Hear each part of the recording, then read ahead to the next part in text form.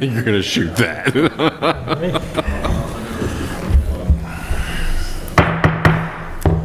Taneytown Planning and Zoning Commission, please come to order. Would you stand for the pledge of the flag, please? Pledge allegiance to the flag of the United States of America and to the republic for which it stands, one nation, under God, indivisible, with liberty and justice for all.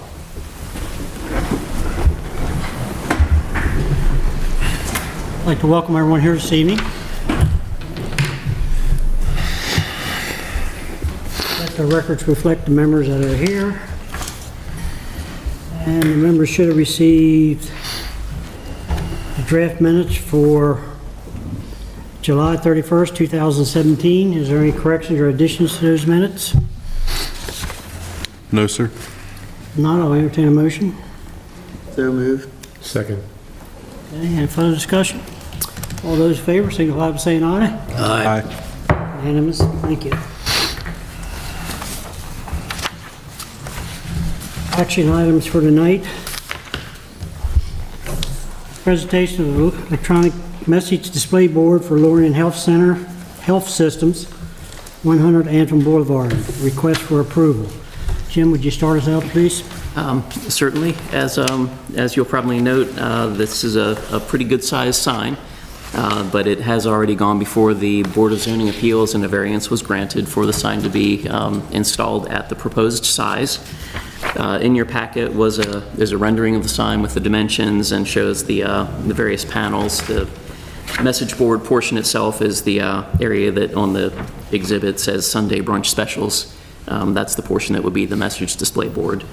And also in your packet was a section of the Lorien site plan showing the two signs that are going to be removed. The text, I've chopped it off a little bit on the right edge, but the sign close to the Road A entrance and then the one farther down in front of the building are both going to come down and be replaced by one single sign. So that's it in a nutshell on the sign. I know Sam Mangione from Lorien is here, as well as a representative from Shannonbaum Signs, so I'll let them answer any questions. All right, somebody want to take? I only have one question myself. Looking at I'm not sure the bottom, are they the footers or the piers on top of the footers before the sign? Doug Baum would be best to answer that. They're just decorative covers to cover over the anchor bolts and all that are coming out of the concrete foundation. So not only is the sign 360 inches high, we also have to add the 56 inches on the bottom of that? No, that goes all the way down. The 360 goes all the way down. Yeah, that's all the way down. It's all the way down, I couldn't see. I had to look hard at it, yeah. Yeah, they're just like decorative covers for Okay. the bottom. I have a question. Go ahead, George. As I was looking at it, I see we're advertising Sunday brunch specials, 11 a.m., which would have to be in Flick's Pub, I guess. Right. And then you put Flick's Pub at the bottom. Well, Why because, wouldn't that all be in one? well, 'cause that message is gonna change. Yeah, that's Okay. Yeah. an example of what might be up there. But We yeah, just designed that on there or something, when we sent that over to them for their approval originally to get it going. It was just something catchy to throw out there for them. Yeah. you want Flick's Pub up higher?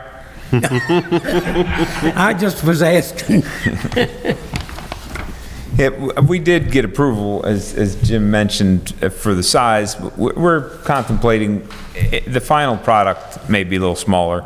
We recognize some comments that had been made that it was big, and we may scale it back a little bit in the end, but we got approval for what's presented. And I guess what we're looking for tonight is approval for the message board, because there are some things that we'd like to change periodically. This is not going to be something that's flashing, changing, reading message all day long, but whether it's a special in the pub or special fitness class going on in the pool or whatever it may be, we like to be able to change it rather than have to pull out the whole panels and change it periodically.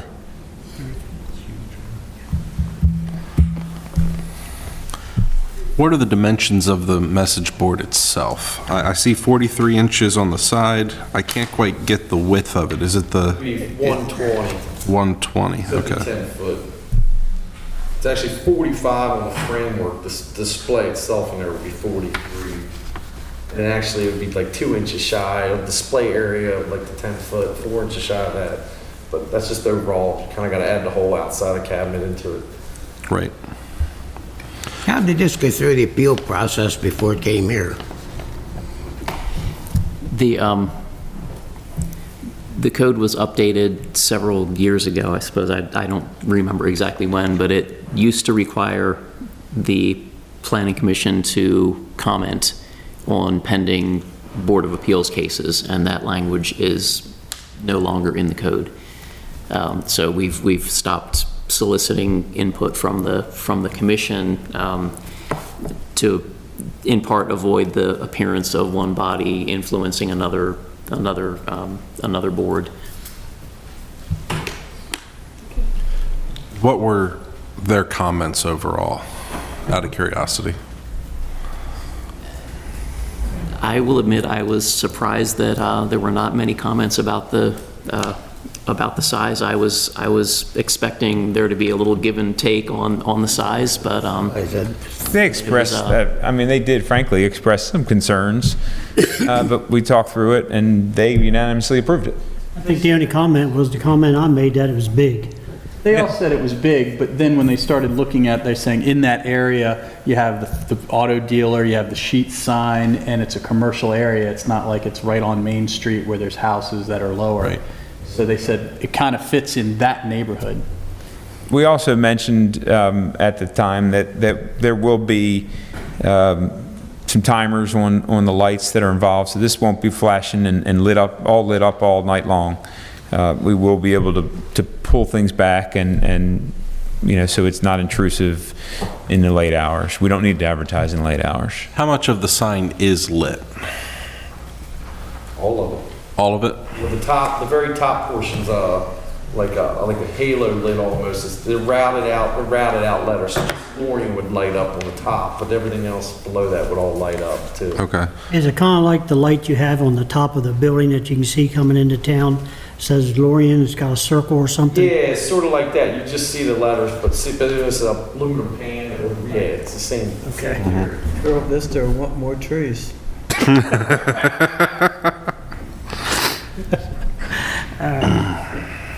So actually, Jim, what are we looking for here? A request for approval? Just approval for the message board portion of the sign. And if, there may be some variation to what's actually applied for after this. I guess we could just, make sure the motion is, for a message board, up to that certain size. And if they decide that they would like to downsize the overall sign a little bit, we can go with smaller. But when you say message board, you're talking about the total The electronic. 360? Just Or the you electronic. No, because The only someone portion needs to that- give approval for that whole sign. Portion that requires your approval is the electronic message display board. So who gives approval for the whole sign? That's just an administrative function now that they've been granted the variance. So that, if there wasn't a message board, I could just issue the sign permit based on the variance that was granted. So it's just the message board that has to come here because basically so that there's a public vetting of it in case there were concerns Can you remind me, from, residents nearby or something, which in this case really isn't a concern. So if this was a site plan approval, the whole board would be affected by us, correct? Right. But since it's not a site plan, Right. Right. If they had requested this sign when they were doing the assisted living portion of the site, you would have had the opportunity to grant a larger than typically allowed sign based on, the fact that it's a very large site and a very large building. Much like at the shopping center, if we had something like that come through. But because it wasn't at the same time as the site plan, we had to go through they had to go through the variance process. okay, go ahead. only because it's new and we haven't dealt with it much, do you have a copy of the electronic message display board ordinance that was created? I don't have the ordinance in front of me, but we can find the section in the code real quick. So we haven't used it much, so I don't recall all of what's in it.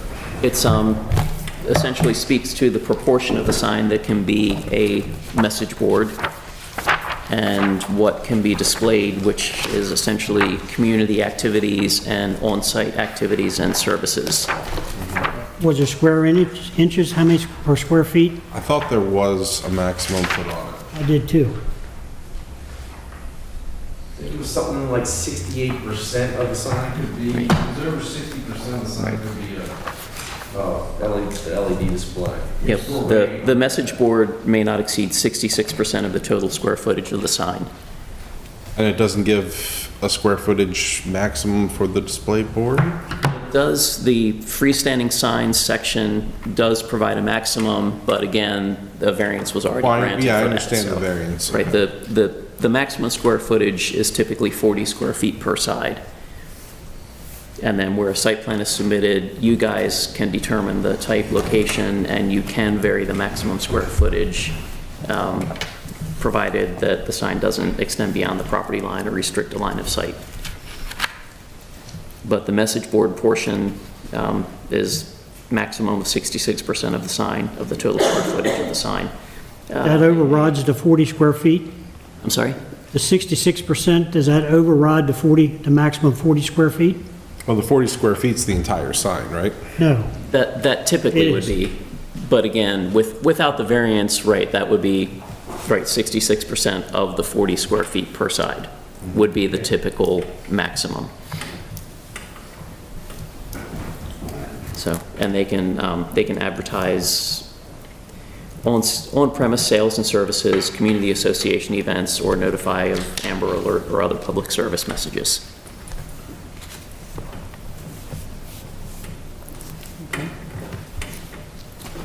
So to get this on the floor, I'll entertain a motion.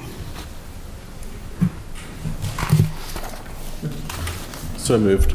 Is there a second to, That's second. okay? Open for discussion. So anything on the sign can be changed? Is that it? The orange part that you see there Is that the only is thing it is changes? the electronic message that can be changed electronically.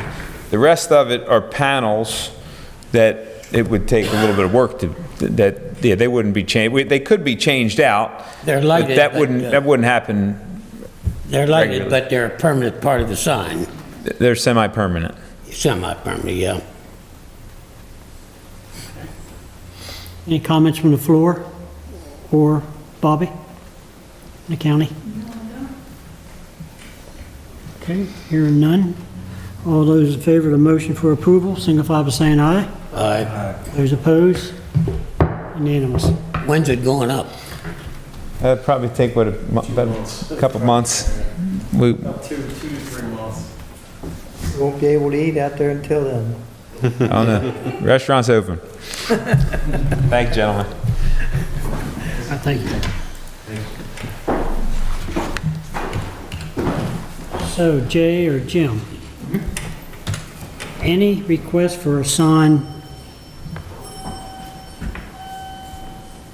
that is not according to our ordinance can go to the Board of Appeal for approval Yes.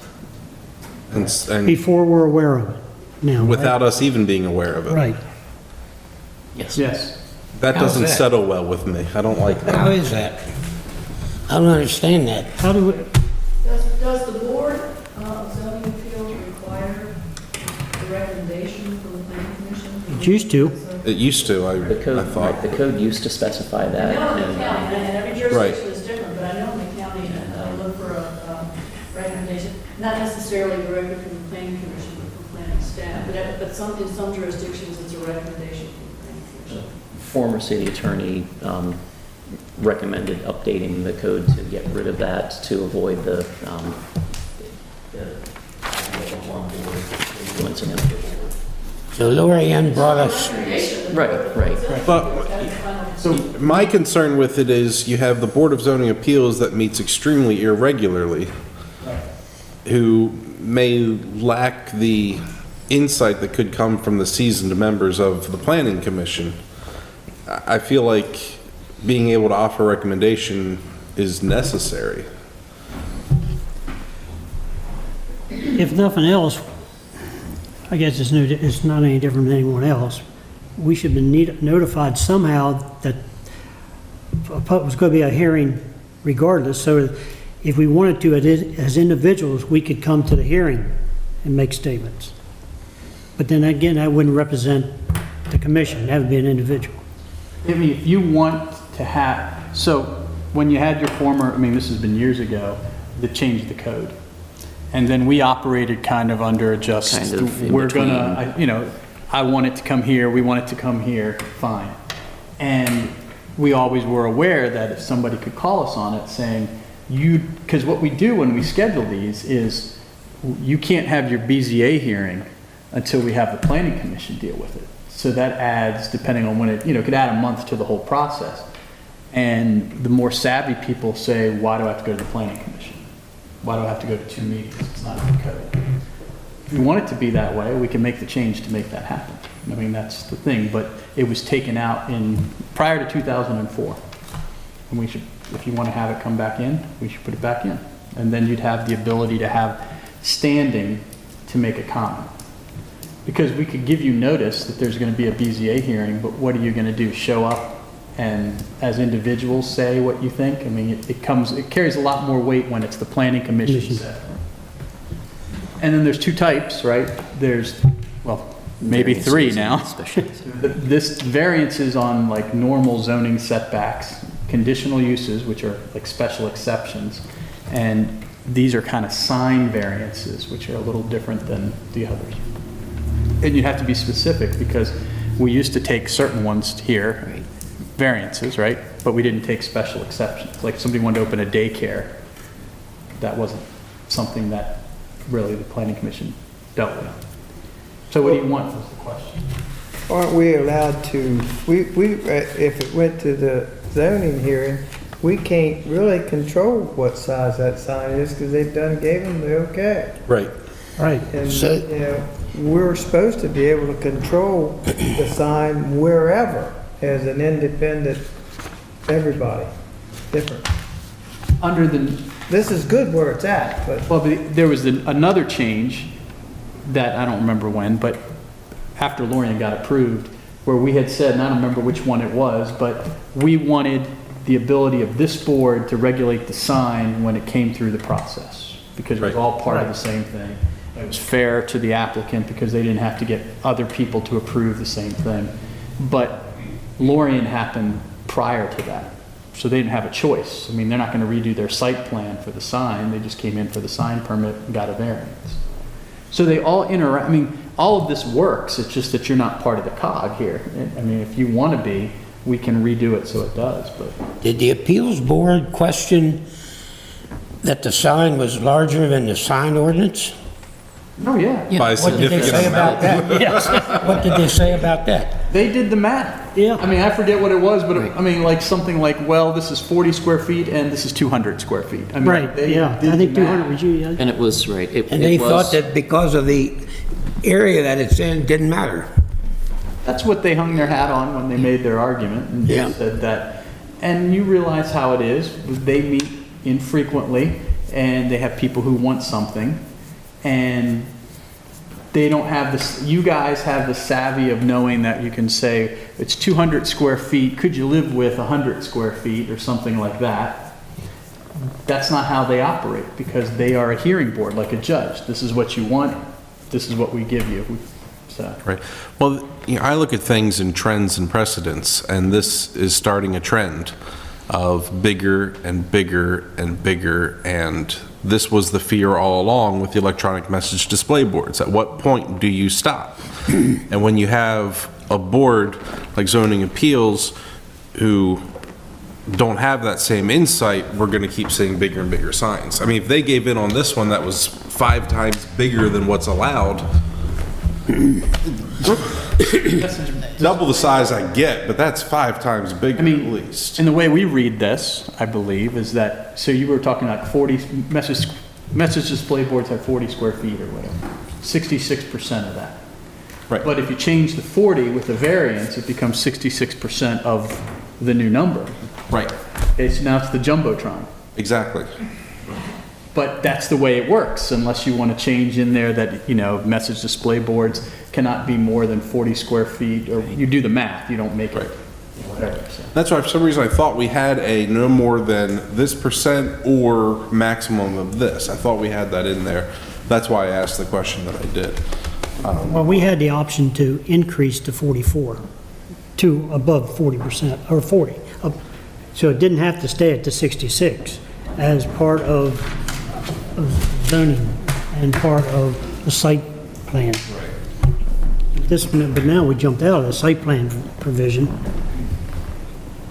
We might want to think I think we need to think about. and think this whole- outside the box, okay? Right. Think about what we have and how it's broken and we can fix Maybe it. we'll touch base on this again next month. Other towns have a sign review board. Okay, not all signs, but signs that need special attention go to a sign review board. Now, I'm not saying have another board of volunteers, but you guys could be the sign review board, or all signs could go to the planning commission for review, and then your decision could go to the BZA. I mean, you could write whatever we want. That's the kind of the way I feel it should be. I thought it should come to us, and then if there's something, to go to a Board of Appeal. But we need to think about what you want. Just don't think about how can we do it. Like I'm trying to tell you, take a blank slate and what do you think it should be? We could write it that way. When I looked at that, I thought, that's kind of a crude sign. Crude looking sign to me.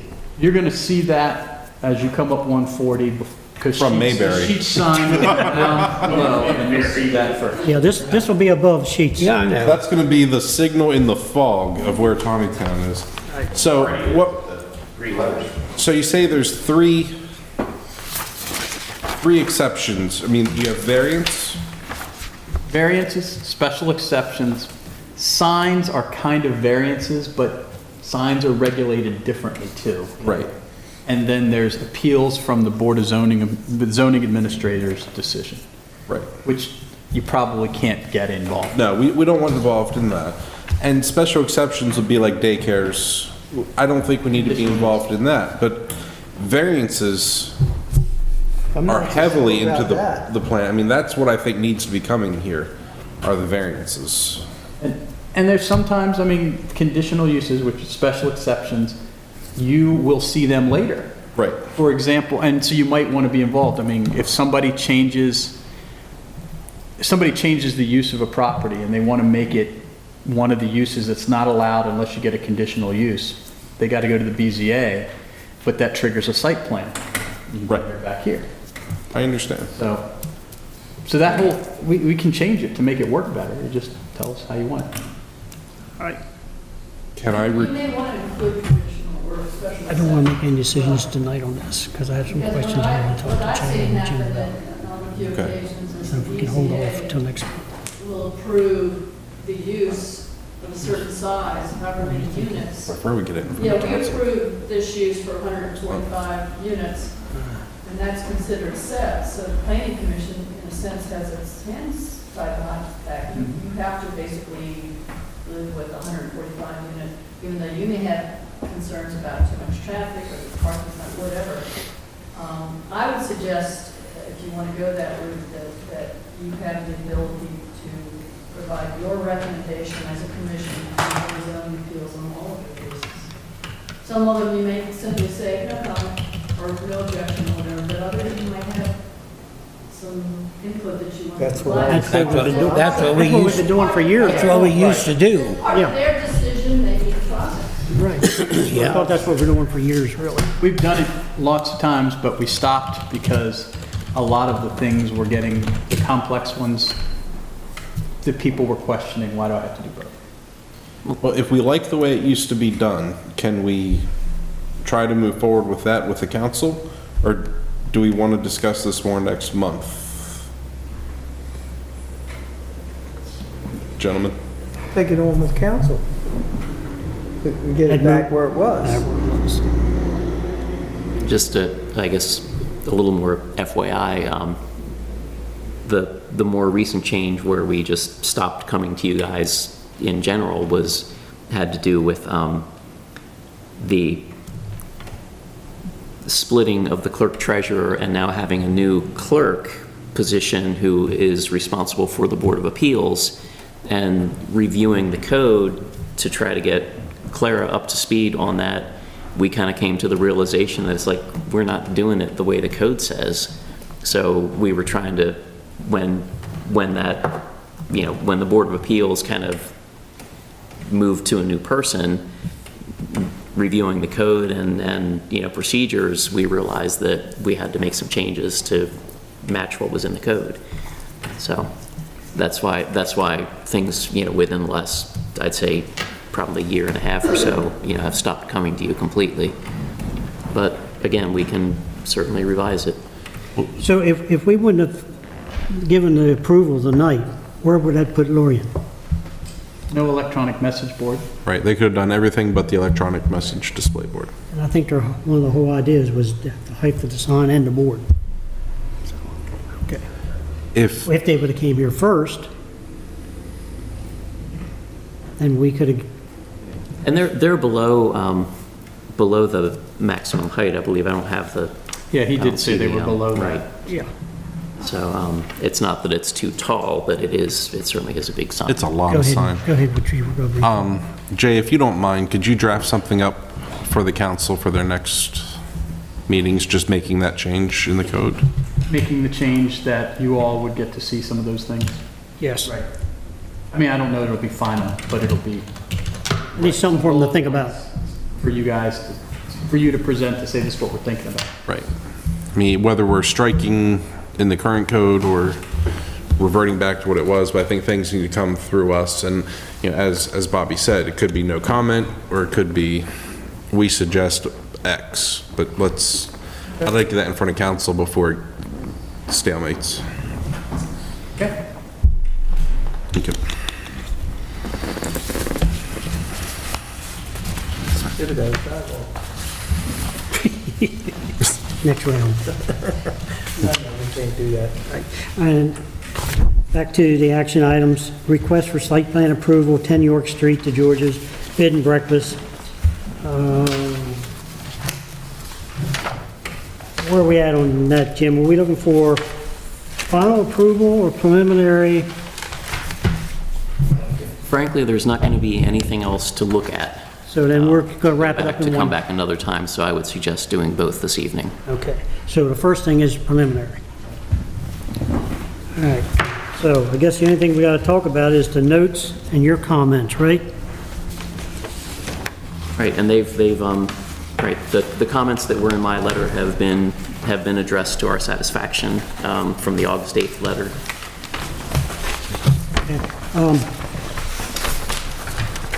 I got a couple little things here. Where their property starts in the back here of Riffles Alley, Blaine, yeah. that is where the one-way sign is. So how are they going to come out, and it mentions in here about a sign. When they come out of their property, they're going to have to make a left-hand turn. Correct. Correct. So how are you going to accomplish that with signage? And but that was one of the revisions on the site plan that I think I gave you guys a copy of the revised site plan. Should be like 11 by 17 folded in. Yes. Yeah, that's the one specific sign that is called out on there, is the one-way sign at the exit. So Okay, but I see the one-way, the existing sign is a do not enter sign. right. So this would be a new sign to be viewed from the driveway to direct So this sign will be patrons on to- their property Right, Yes. before they pull out on the alley, that they have to make a left turn. Correct. right, yes. And the other thing on your report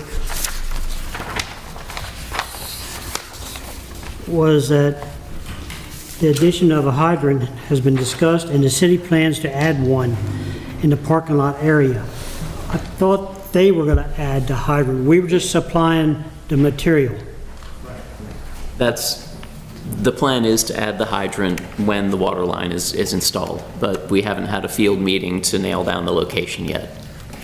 But it will be, the intent is to do it when the water line is going in, and the city will provide the materials and, Okay, the way I read that, it sounds like the plan was good, the city was gonna do it. And the city's not gonna do it, right? It's- Public Works Well- agreement, it specifies it, that the city's going to provide the materials, Okay, and it's going to be constructed by them, Okay. when they construct their thing.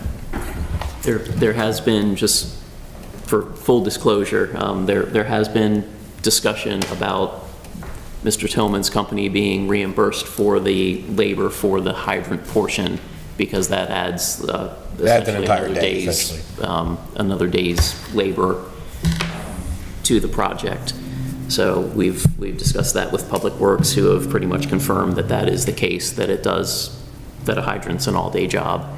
And it's been discussed with the city manager as well. What we don't have yet is, I think, an estimate on the cost and the details nailed down for it. But it should come in, well below anything that needs to be on mayor and council agenda or anything like that. So long story short, the hydrant's happening. The place is to be decided still. Because we don't want to have to, there are some other utilities located in, well, at least in one of the islands back there, which would be, the first choice would be to put it in one of those islands.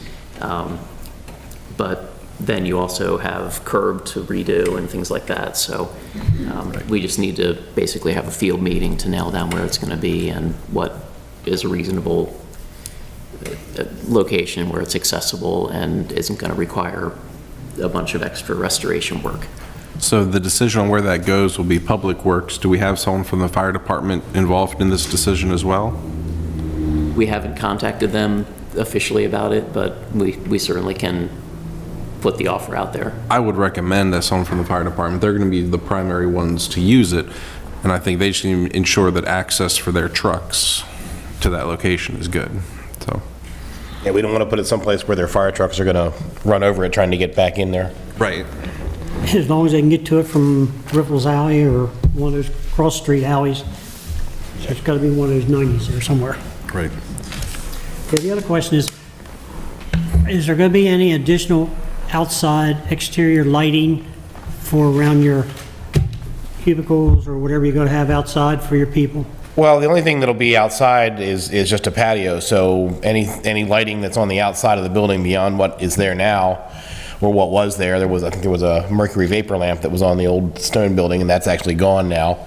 But there will be nothing, no big lights, there might be strings of, the party lights hanging from a pergola, but no. Or low voltage, Or low voltage landscape lighting.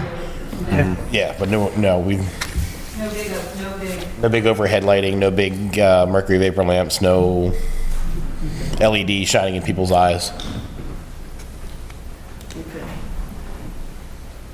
So, does anybody have any questions, or are you ready? Or if not, I'll entertain a motion for preliminary approval. I'm sustaining right now. Okay, Make the motion for preliminary approval. I'll second. okay, any further discussion? Any comments from the floor? All those in favor of preliminary approval for 10 York Street, signify by saying aye. Aye. Opposed? Carried. Thank you. Always. Did you get Mr. Glass sustained? Abstain, yep. And then we need a motion for final. I'll make the motion for final approval. Is there a second to that? I'll second that. Jim, okay. Got it. Any further discussion on that? You sustaining from that too? You Sustain. okay. All those in favor of that motion signify by saying aye. Aye. Opposed? Carried. Thank you very much, gentlemen. Off to the Appreciate your time. races. There you go. Well, we've been running for a couple of months now. Right. But It's not a far walk. You're still welcome. Don't worry. if I wasn't feeling under the weather, I'd sit here and kibitz for the rest of the night like I've been doing. But I'm a little under the weather tonight, so that's why I've been kind of quiet. Go have a glass of wine. I'm gonna go have a glass of wine. Thank you guys very much. We appreciate it. Jim, I guess we'll be getting together about the PWA. Yep, I'll email you the draft of it tomorrow. That's fine. Great. Thank you. Thank you. Yep. all. Have a good night. Yep.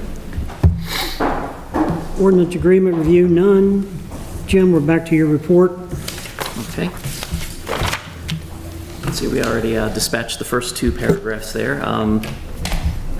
Evapco has requested some lighting changes. The short version is the sconces on the building are going to get dimmer, and there's going to be a couple additional flood-type lights in the rear for the outdoor storage area.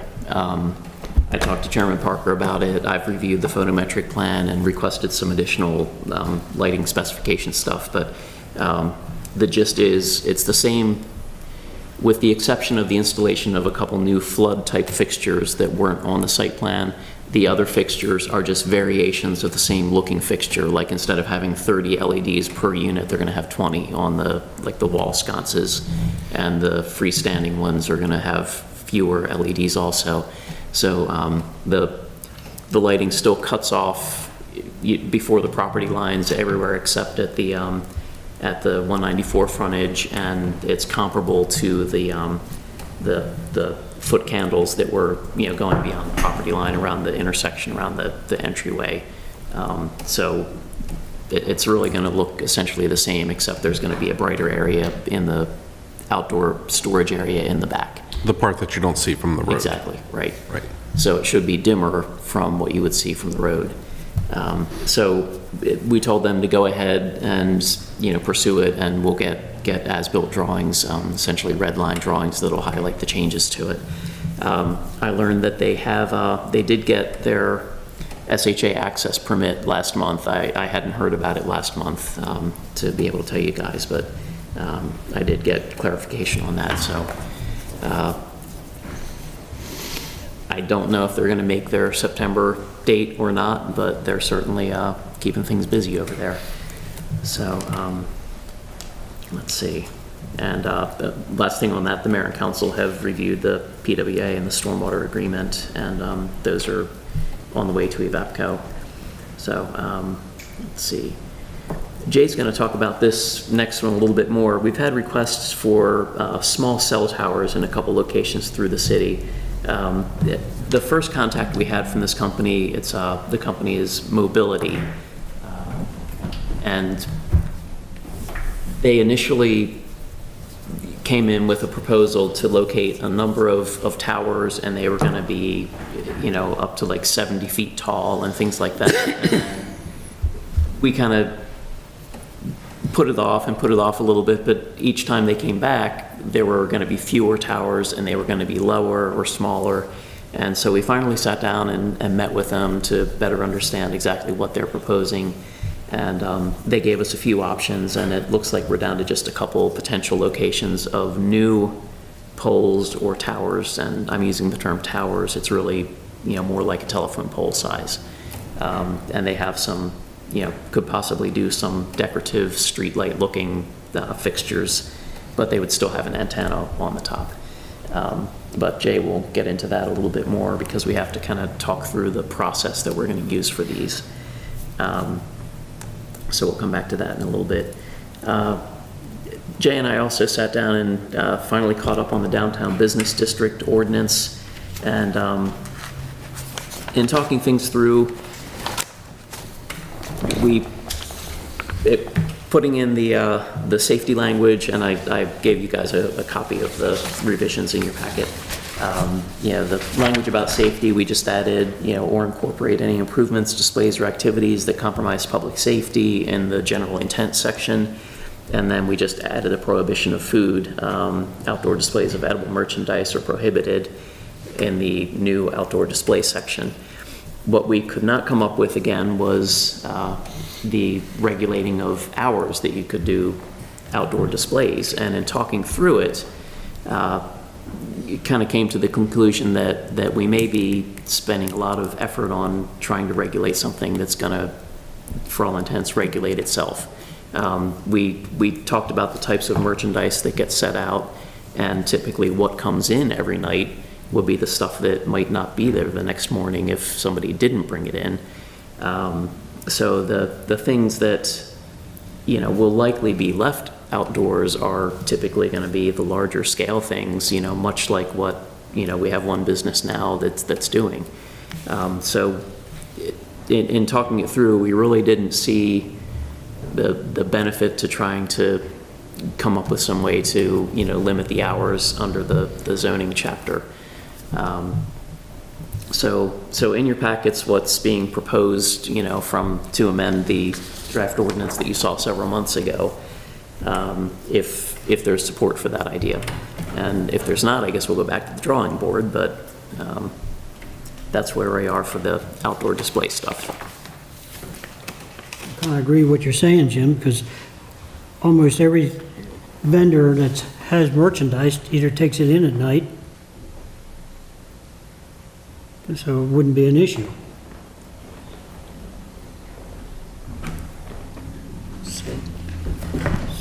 So how does the rest of you feel about that?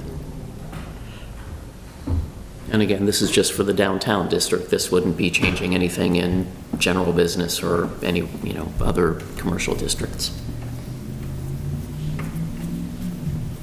What's the thoughts of the commission? George, Jim, Ollie? Bradley? I had one Sunday. Someone set up on one of my properties. No one knew who he was. Somebody like do a yard sale or something? Yeah. And he left some things behind, and I moved him. Interesting. Well, I observed a yard sale on York Street that took up the entire sidewalk. Yes, I There did was too. no chance of getting past that yard. And they covered it up overnight, and it still was covering the whole sidewalk overnight, Saturday into Sunday. There's still a sofa, there's still a sofa there. Is the sofa still there? Sofa's They there. had my whole sidewalk Sunday covered. Yeah. And, I said something to him, and he said he got authority, but I don't know who, and no one Authority knows. would have came from there. So, Yeah, so that's, we get these yard sales of people who don't have Well- yards, and they're, Yeah, I mean, that's a different. I know it's different yeah, from different this. animal, yeah. But, it's the same problem. Right. You know? I mean, certainly if somebody calls in, we make it clear that they can't block the sidewalk to, keep, that they have to keep free, an area for free passage on the sidewalk. Right. That's just a given if anybody calls in to ask about it. Right. Now, if somebody calls in and says, I'm gonna have a yard sale and I don't have a front yard, can I put something on the sidewalk? The answer is gonna be, it depends on how wide your sidewalk is, can you put stuff out on the sidewalk? Yes, but can you block the sidewalk? No. If you put something out that's, a foot into a 6-foot sidewalk, that's not a problem. But if you put 5 feet into a 6-foot sidewalk, that's gonna be an issue. So, but, Well, the problem is we have no enforcement on weekends, and that's, not that I want to give you more days of the week to work, but. and, yeah, and this season, I have not worked as many occasional Saturdays as I typically do, just because I've had a number of other responsibilities on weekends this season. But typically, I do work just, an hour or so on Saturday mornings and run around and snatch down signs and Right. if I see something like, like blocking the sidewalk, I'll stop and tell them they need to push stuff back or whatever it might be. But this year, I have not worked nearly as many Saturdays as usual. Usually, I do like every other week. what does the commission feel about the ordinance 205-19? You want them to move forward with what they have? Yes. Yeah, let's move forward with it. I think it's guess the right next step- direction. Next step is take it to the council, is that my Yeah, understanding? so we'll plug it back into the ordinance format that, Okay. I think we had the draft ordinance before you guys a few months ago, so we'll just, make these changes to that draft, the yellow highlighted stuff. And we'll also get a copy to our economic development coordinator so that she can run it through the Pest Management Board and also through the, downtown community, so they're aware of what's going on in case somebody wants to come comment, at the public hearing or at the council workshop or something like that, so.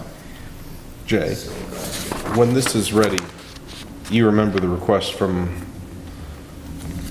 some members of the council that they get something in this format of changes in code, if you just want to include that. Okay. a marked up. What we'll try to do, what we've tried to do, and it doesn't work, and maybe we should talk about it at the council, is the first one you see has that, Right. and then the next one doesn't. Because we've had situations where that's the one that gets advertised, and that's the one that gets codified with all the lines. So, Right. It's- Okay. Jim, was that it, or are you? Okay, Jay, we're moving on to the, okay, the small cell tower issue. It seems like it's no big deal, but I want to give you at least the lay of the land. This is a big deal nationwide because the small cell tower are regulated by the FCC. And in a nutshell, they believe, the industry believes, that they're exempt from local regulation because they're regulated by the FCC. And a bunch of local governments, meaning like local ones from Maryland, but also big towns across the country, got together and went to the FCC to fight it, and the FCC dismissed the case, and the new case was filed. So it's still being fought to talk about regulations. And the issue is not what you see in front of us, but we kind of got to look at what could happen next. That's where I want you. What's the precedent? What could happen next? Because this might be the wave of the future, and these people might be asking for something simple today and then come back next week and ask for something that's going to really make us like shake our head. The issue is, are they regulated by us or not? Can they do things in the public right of way? And that's what we're talking about. So the public right of way, think about where all the utility poles are, things like that. Usually when you operate in the public right of way, the city or the government has the ability to regulate them, usually with like a franchise agreement, because that's how cable gets to everybody's house. The electric company, the phone company, everybody gets to use that. And the theory that you have to think about is a for-profit company is using the public's property to make money. So therefore, there should be something that the public gets out of it. And aside from how the public gets out of it, we should also have a say in how it's done. So right now there's a battle on that level, but mobility is one of the leaders across the country that's coming in and saying, hey, this is the wave of the future. It's called a small cell site, and the way I understand it, it kind of like boosts cell service. Okay, so a company like Sprint or Verizon would say, we're getting mobility to build us a little tower in a little localized area so that it'll have better cell service in that area. So there is a benefit to people, but it's a commercial operation. That's what you have to realize. So the issue that they do is twofold. They try to locate on existing things. Now, they don't do them on water towers. They don't do them like we have here. They need to be down closer to the people. So they use like telephone poles, utility poles. And they have an agreement with the company and they erect their thing. The second way they do it is they come in and put their own poles in. So that's a different issue, different heartburn for people. When they come in and put their own poles in, you know, they're putting a pole in the public right of way. Do they need to pay for it? How tall can it be? Can we regulate where it goes? I mean, would you like a brand new pole in front of your house? Would you like a brand new, I mean, how high were they talking at some point in time? Like it was 100 feet. I mean, it was 100 feet. I mean, it was not normal, okay? And then you kind of think about, well, if they own a pole that they're mounting an antenna to today, and we let them do that, that pole will still be there 10 years from now, 20 years from now. Could they start mounting other things to that, like we do when we have our water tank? I mean, so there's things that could be down the road of a problem. The other issue when you're talking about installing new things is we went to great lengths not to have above ground utilities in our developments. And now you have somebody coming in saying, I want to put a pole there. And that kind of defeats the entire purpose of that.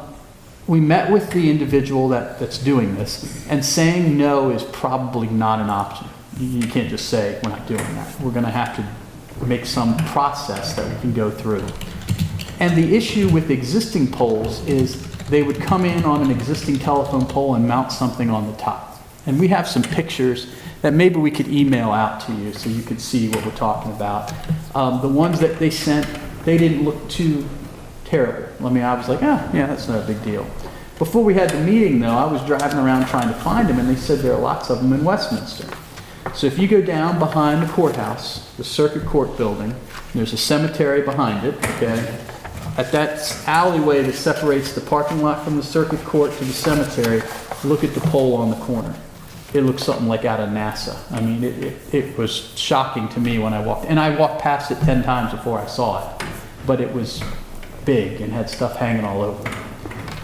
So the issue has to become, are we going to regulate them?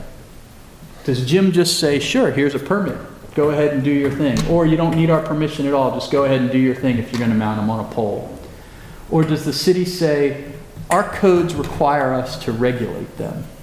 And we have some foundation in the site plan ordinance that says something to any new structure of a non-residential nature has to go through the site plan process.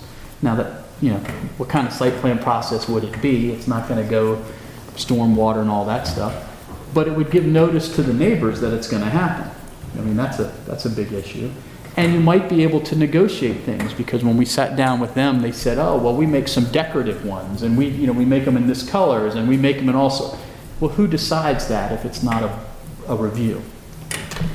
The other issue that you have is, it would make sense if they put the pole up here, and I'm getting simplification. She brought the entire thing in a piece of carry-on luggage. She said, here's the antenna, and it was like this big, and it has a shroud over it that she didn't bring, and she said, and here's the guts of it. It looked about the size of a car battery. That's what makes it go. Well, what if they're bigger? And that's the one she brought to us. What if they're bigger? Then she said, Potomac Edison, so our electrical provider, will let them put the antennas on the pole, but they won't let them put the other stuff on the pole. So that about 6 or 8 feet away, they have to put like an H column up. So if you can imagine like a electric meter that would, 2 poles in the ground with a board across the top, and there's an electric meter there, and then the wire goes up and feeds that. They said that's what they'd have to do here.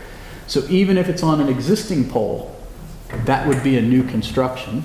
And so you can imagine what it would be like if you're in front of your house and all of a sudden that goes up and you didn't even know about it. The other side is knowing about it might not be anything you do about it. But we're at a quandary. They seem very reasonable and willing to work with us. They understand that we may pass some towns don't allow this at all and have to pass new regulations. But we feel that if we wanted to regulate it, we could go through the site plan process. You could come in, she could present her thing. She could show you what you need to do, and you could start talking about it. I'm not sure you could turn it down, just like any other thing. I think you'd have to negotiate with them to get whatever the best product is. That's all the site plan stuff with pictures. But then there's an agreement, which we haven't seen, which is us allowing them to operate in the right-of-way, and is there money involved? Do they pay the city? That type of thing. So it's a big thing, because I'm concerned that today is they ask this, but what happens if somebody, because this is mobility, they're not the only ones. What happens when ABC company wants to put it on every other pole? And when we have our Main Street that we're trying to make look good. They have 3 sites or 4 sites that they were talking about. One on 140, one on 4th Street, one on Roth and Tawney, and one near Baumgartner. And, we can email you what they look like, because we shouldn't be reviewing the actual sites if we're not going to deal with it. And if we're going to deal with it, then she should come in and do it formally. But so all that ranting going on, we're at a loss to what to do. It just seems like this is a big thing, and you probably want to look at it, but you might.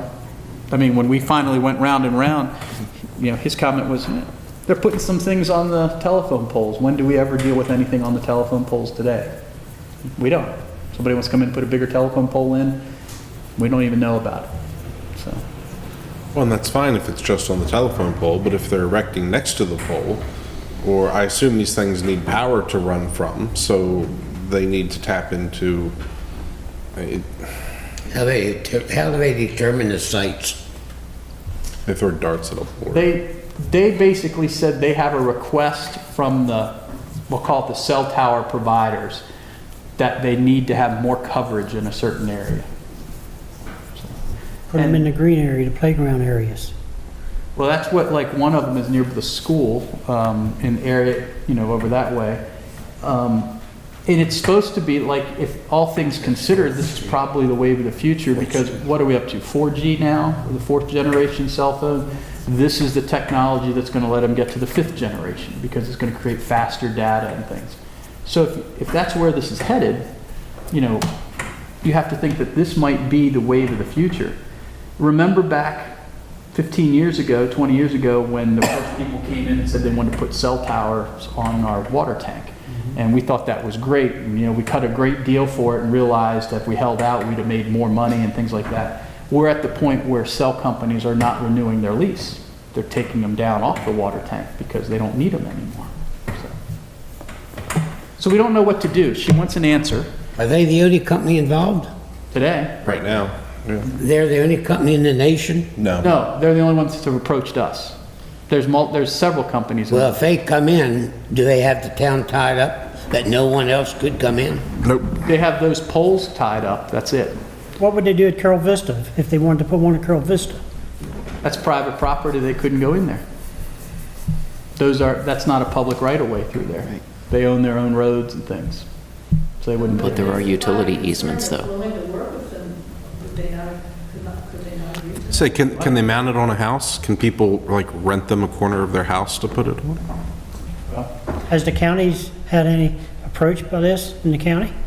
Not that I know of, but that doesn't mean a whole lot. I'm not aware with these small cell towers, See, I'm not aware of any. They haven't gone to property owners like that yet, because the theory was, I can put it in the public right-of-way and you can't do anything about it. Right. So, I mean, they're starting to, that's why I'm nervous about dealing with them, because they seem open, and how would we be if they were on their side? Right. If we just have to go to a couple meetings and pay them a little bit of money, it's easier than taking this thing to the nth degree. But places like Montgomery County are charging, $50,000 an antenna, and that's why they're fighting it. I mean, they're trying to do it through that method, saying we don't want it. So we need to give her some guidance on, is this something that the town is going to review? And if the town is going to review it, then she can present all the things and we can give them to you and we can look at it and see how we go from there. Someone should review it. I mean, we just can't have an open slate to come in and do it without somebody's reviewing it. And if it's a structure, then really it should come through us. Yeah. But how does the city council feel about the towers, period, or haven't they? They don't even know about it. Don't know about it. And you say they're not tying up the city when they come in?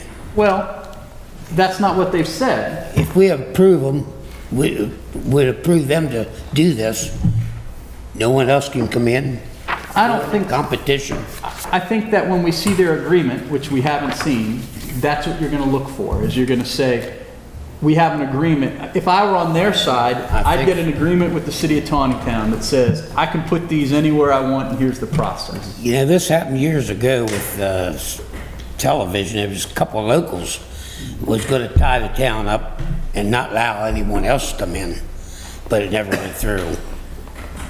So we need to think about this, and you got to tell us what you want to do.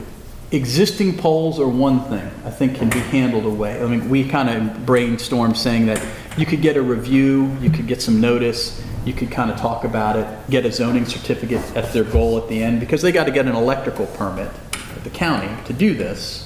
So they need a zoning certificate from us to make that happen. But that still concerns me if they have to have another platform to put their little box on. So we're not only talking about a pole exists, we're talking, because they can't use the BG&E poles. That's what they're saying, is Potomac Edison won't let them put it on the poles. Wrong, yeah, Right. Potomac but- Edison. I mean, so imagine if you're the property owner, they're gonna put one in front of your house. You're gonna be They're not. weed eating around more poles. Right? Because they're gonna say it's in the public right of way and you mow right up to the public right of way. So it will be an impact on the property owner. And if it's only that, I mean, we don't know what we could make them do, but we can't make them do anything. you guys can say, hey, you gotta go to Potomac Edison and hang them on the pole. Well, and that's what it'll have to be. I mean, that's a given from our side is, And we do get income from it, Well, the city. no. we're still negotiating around that. That would be all right if it'd be like a transformer, if we're talking Right. about 70 feet in the air. But if you're talking about a box hanging on 6 to 8 feet off the ground, that's something different. I mean, I could hold up my picture, and it's not gonna mean much to you, but they gave me some schematics Yeah, of what the H pole looks like. but I think we need to come, It says they need to 60 come to the inches. commission. That's 55 feet off the ground they're talking about. Yeah, Yeah, that's what I envisioned, yeah. Yeah, that's good. and it's gonna look like open exposed pipe. It's not even like the little green ugly boxes. Right. So we hesitated to give these out because we didn't want you to comment on this if you want to review it, because then we'll say, you got to submit us things in the review. I was wondering, again, when you think down the road, as cumbersome as it seems, if you're going to review it, I would think you'd review each site separately. Right. We may not charge them a review fee for each site separately, but I wouldn't want to say this is all the ones in Taneytown, because then you can do each one. Now, you notice that if we review this, there's a sign that goes up, maybe we have to notify the adjacent property owners, we got to figure out how we're doing that. They wouldn't even know, right? If there's no process, they would never even know until somebody starts coming out and digging in their lawn, and the first call they're gonna make, is to us. Jim, yeah. What's your, I mean, did I cover the waterfront there? I mean, Yeah, I think so. As Jay said, you know, we talked about having possibly a different process when they're going to install a new pole. The concern I have is where we define structure in the zoning code, we exempt communication lines or poles, towers or pole structures from what's considered the structure. So we probably will, it may be best to make some little tweak to the code to make sure that we're covered for whatever process we do create. But again, you know, for existing poles, I don't see it as being, you know, as big of an issue, although some of the equipment, you know, the equipment that this company is showing us is not very big, but other carriers are using different equipment that is more substantial. Is this just in the pioneering stages? Then what happens? it's been around about a year, I think. I mean, I've heard about it for about a year. And I've read an article or two years ago about basically cellular infrastructure going to a smaller type antenna that would be closer to the ground, that could be located like on existing streetlights, but there would have to be a lot more of them. And this may be an interim step towards that technology, but you know, but they're still talking about, you know, things being 30 feet, you know, 28, 30 feet tall, which is a lot taller than our average street lamp. So, you know, in areas where, you know, any of the modern subdivisions, everything is underground except the streetlights. And, you know, I would imagine anybody whose home this is going to go in front of is not going to be happy. So, you know, but the argument from their side is, you know, they're a public utility and they can be, you know, should have right to go into any utility easement, just like cable or telephone or power. So, you know, I don't think, I think it's coming regardless. You know, we just need to figure out how we're going to handle it to, you know, have some kind of process and make sure that we aren't taken advantage of, I suppose. I think no is not an answer. Why is no not an answer? I mean, if we just say, no, we're not allowing you to do this in the city, then I think that we're going to open ourselves up for some type of action. Because Well, city's getting used to that. the larger cities have all realized that it's better to negotiate something you can live with than fight over it and be stuck. My thought, I mean, we own our streetlights. We own the lights on the poles. Well, we own the street lights in the, depends on where you are, yes. We own the street lights in the subdivision, and we paid a rent on the lights on the poles out here. Right? Okay. Like we pay per street light out here. Pay so much a light. So in terms of poles that we could provide them access to, are there any in the areas that they're looking at? Yeah, and that is something that we probably need to float with them also is, if you could get by with one of these 28-foot decorative street lamps with the antenna sticking out the top of it, could you get by with 3, attached to streetlights? Right. Or something, something like that. Now Because that these don't that's look still- crazy tall in these pictures. Right. Those are the ones I'd give you too, right? Those are the ones I gave us. Remember the Right. one behind the courthouse? That was the one that shocked me. Right, so what this provider, the equipment this provider's using may not be what the next carrier is going to use. So if we implement a process, it should be something that will work for the next carrier that approaches the city, because I'm sure, mobility is only going to be the first one. Right. And, we may think that their equipment looks fine, but if they put up their own pole and they can rent it to another provider, that provider's equipment may not be, as innocuous as this one is. I think what we should do, I mean, if they can use a pole that we govern, for lack of a better word, that's ideal. Or if they want to put up a pole, then it needs to be a multi-use pole in terms, it needs to have a street light on it. It needs to be something else that benefits, that fits in the area, not a random wooden electric pole in the middle of, I'll say Reverton, where we don't have those. You may have to have an end date. See, like, we need like a group to like sit down and kind of brainstorm. Like, if I'm gonna put a pole up, if I'm them, I want it for as long as possible, because I have some real estate that I could sell to somebody else. If we were us, we're gonna say, all right, we're gonna let you do it, but it's good for 5 years, and then you gotta come in and you may have to take it down. Because I would hate to think, again, let's think, I don't want people going to them and hanging cell towers on their pole because they're cheaper than where they could hang cell towers on our water tank that don't impact anybody. We're creating a market that will impact people. And somebody asked the question earlier, will we make money on this?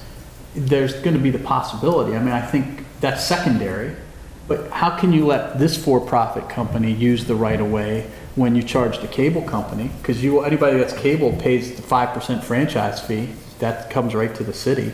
So how can you let this company do something and not charge them for the use where you're making the other companies pay? I think you'd have to. But I think it'd be small dollars. I don't think it's...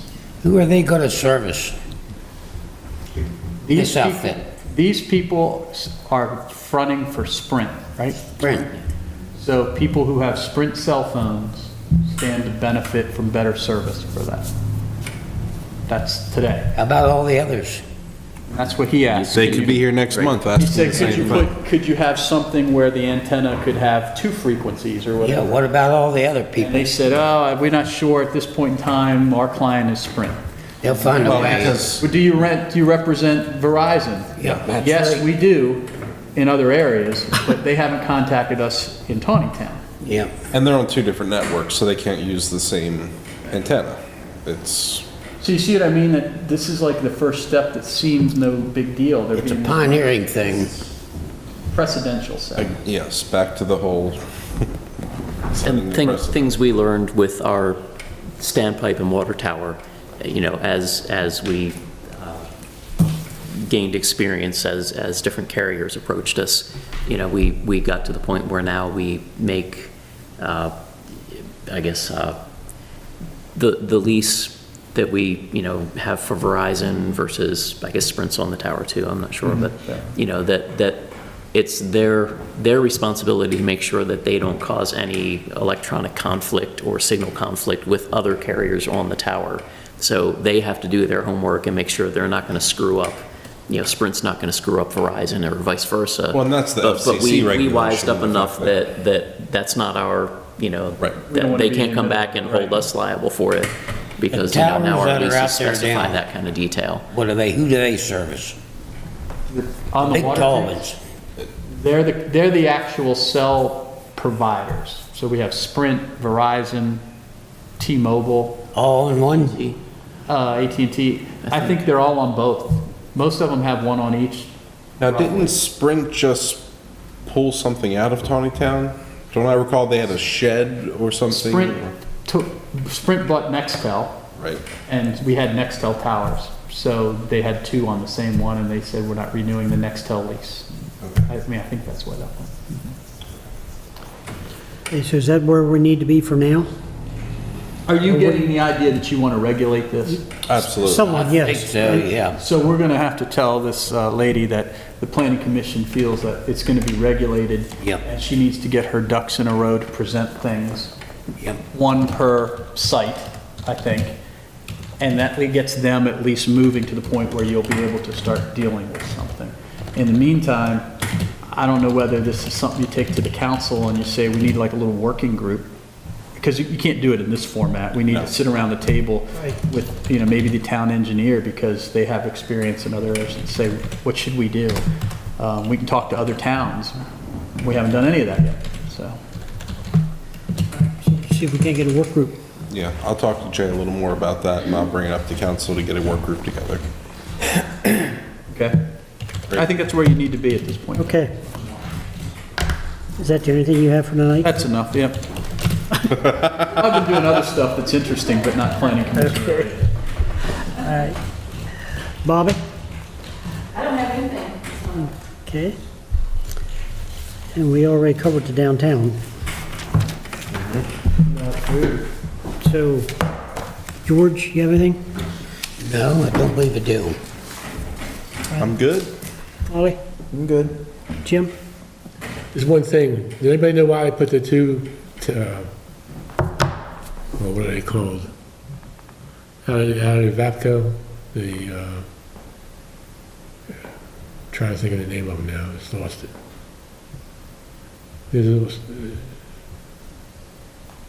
Produces electricity. Like transformers? Meters? Generators? The sun, from the sun. Solar panels? Solar panels. Why they put those two solar panels up out there at Vapco? I'm not sure if that's something related to the job site stuff or. I thought it was temporary. or- It's a little yeah. funny to have it there for a roof. Did they tell you that they're coming back with another site plan? Didn't tell me, they didn't tell Jim. Haven't told me. They wouldn't I mean, tell- other than I the question- red lines. I questioned the dumpsters, and they said you approved the dumpsters outside. And, but you said they would have to come back when everything was final with another site plan to planning and zoning. They said you approved the dumpster being outside now. I'd have to go back and look at the site plan. I Remember, we don't. wanted the dumpster inside. Are And you, I questioned. you the talking dump- about Vapco? No. Oh, okay. Okay. I'm talking about down here at the old line car Marijuana building. plant. No, the dumpsters are will be inside. No. What they told me. No. They told me all the trash is gonna be inside. They even Cannabis we're showed us the talking about room. now. They even showed us the room that, The only thing that's gonna be inside is. I thought it had to be access from the plants. Yeah, we said it had to be inside, and they said, no problem, everything happens inside, and all they do is pull a truck out of a door. right.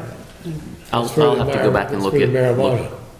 look through my Yeah. notes in the file. I think they have. They're going to have two. I Dumpsters. think they're having two dumpsters, and any cannabis-related product will be in one that's indoors. Right. But they may have one for just other trash without any cannabis waste or anything like that. But again, I'll have to go back and look at the file. I don't recall for sure. That's But what the guy said. they may want to put that one outside.